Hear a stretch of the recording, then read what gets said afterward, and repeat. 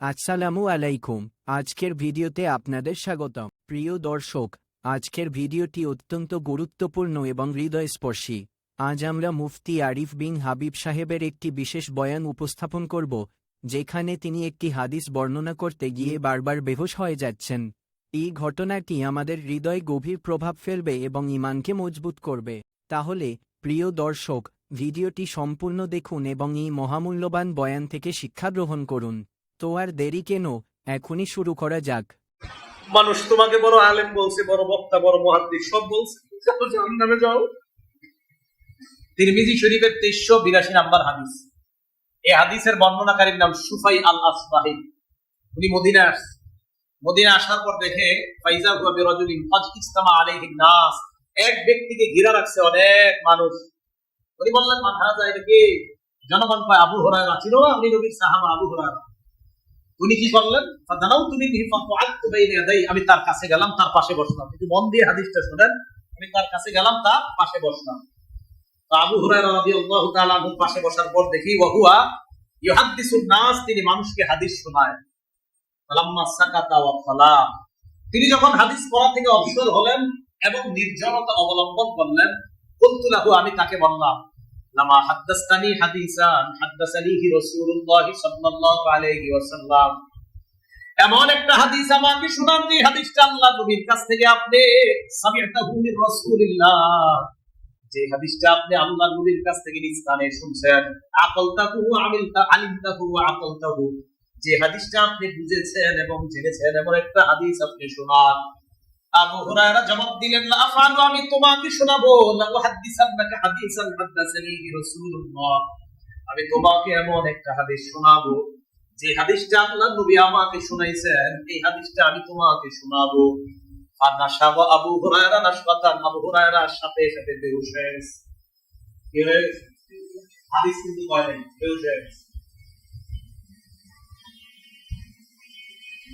আবু হুরায়রার হুঁশ ফিরে আসছে। আসার পর আবু হুরায়রা আবার বললেন, লা উহাদ্দিসান্নাকা হাদিসান হাদাসানিহি রাসূলুল্লাহ ফি হাযাল বাইতি মা'না মা মা'না আহাদুন গায়রি ওয়া গায়রু, আমি তোমাকে এমন একটা হাদিস শোনাবো যে হাদিস আল্লাহ নবী আমার এই ঘরের মধ্যে শোনাইছে, আমি আর আল্লাহ নবী ছাড়া ঘরের মধ্যে কেউ ছিল না।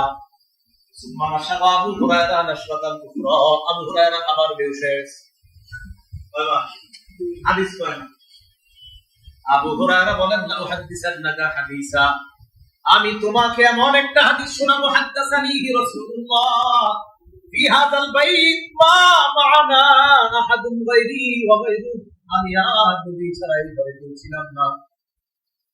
এই কথা বলার পর আবু হুরায়রা আবার বেহুশ হয়ে গেছে। কি এমন হাদিস, এই হাদিস বলতে পারে না। আবু হুরায়রা রাদিয়াল্লাহু তাআলা আবার বলে, আমি তোমাকে এমন একটা হাদিস শোনাবো, নবীজি এই ঘরে এই জায়গায় বসে হাদিসটা আমাকে শোনাইছে, আমি আর আল্লাহ নবী ছাড়া কেউ শুনে নাই। হাদিসটা আমি শুনছি, বুঝছি, আবার ভালোভাবে অনুধাবন করছি। আবার আবু হুরায়রা বেহুশ হয়ে গেছে 4 বার। আবার হুঁশ ফিরে আসার পর ফালাম্মা মার আলা ওয়াজহি মালা তাওয়ান আলা ওয়াজহি, আবু হুরায়রা মাটির মধ্যে পড়ে যাওয়ার উপক্রম, আসনাতু আলাইয়া, আমি আবু হুরায়রা শরীরটা আমার শরীরের সাথে লাগাইলাম। দীর্ঘ সময় পর্যন্ত আমি তাকে এইভাবে আটকায় রাখলাম। হুঁশ ফিরে আসার পর আবু হুরায়রা বললেন, ইন্নাল্লাহা ইযা কানা ইয়াউমুল কিয়ামা ইয়ানজিলু ইলাল, কিয়ামতের ময়দানে আল্লাহ বান্দাদের সামনে আসবেন, লিয়াকজিয়া বাইনাহুম, বান্দাদের মাঝে বিচার করবেন। আউয়ালু মান ইয়াদউ বিহি রাজুলুন তাআল্লামাল ইলমা, সর্বপ্রথম আল্লাহ এমন বান্দাকে ডাকবে যে বান্দা ইলম শিখছে।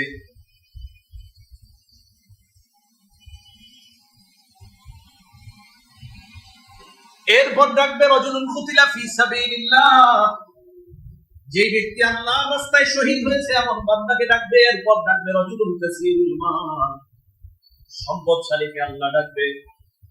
প্রথমে আলেমকে আল্লাহ বলবে, আলাম তুআল্লিমকা মা আনজালতু আলা রাসূলি, আমি কি তোমাকে এমন বিদ্যা শিক্ষা দেই নাই যে বিদ্যা আমি আমার নবীর উপর নাযিল করেছিলাম।